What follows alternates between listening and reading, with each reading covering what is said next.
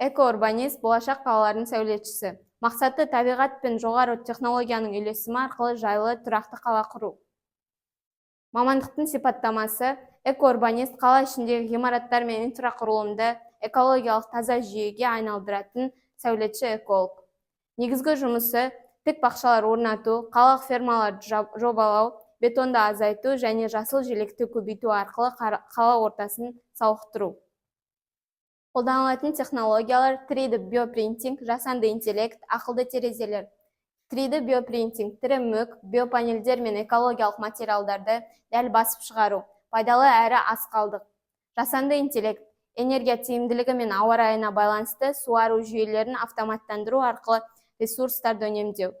Ақылды терезелер мөлдір күн панельдері күн сәулесін энергияға айналдырып, ішкі климатты реттейді. Шешілетін негізгі мәселелер: ауаның ластануы, көбірек өсімдіктер, төмен CO2 және жақсартылған тыныс алу сапасы. Энергия тапшылығы: күн және жел энергиясы арқылы үйлер өзін-өзі қамтамасыз етеді, желіге тәуелділік азаяды.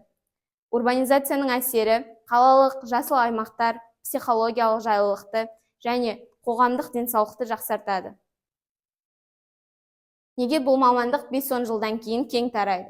Бүгінгі қала: тас құрылыс, шектеулі жасыл желек, биопринтинг, орнатылған органикалық құрылыс элементтері, жасыл инфрақұрылым, парктер, жасыл шатырлар көбейеді.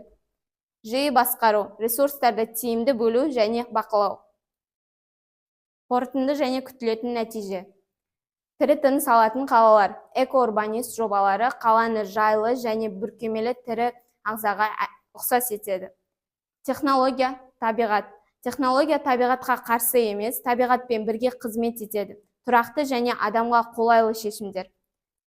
Әсері: экожүйелер қалпына келтіріліп, энергия мен денсаулық шығындары азаяды, қоғамның өмір сүру сапасы жақсарады.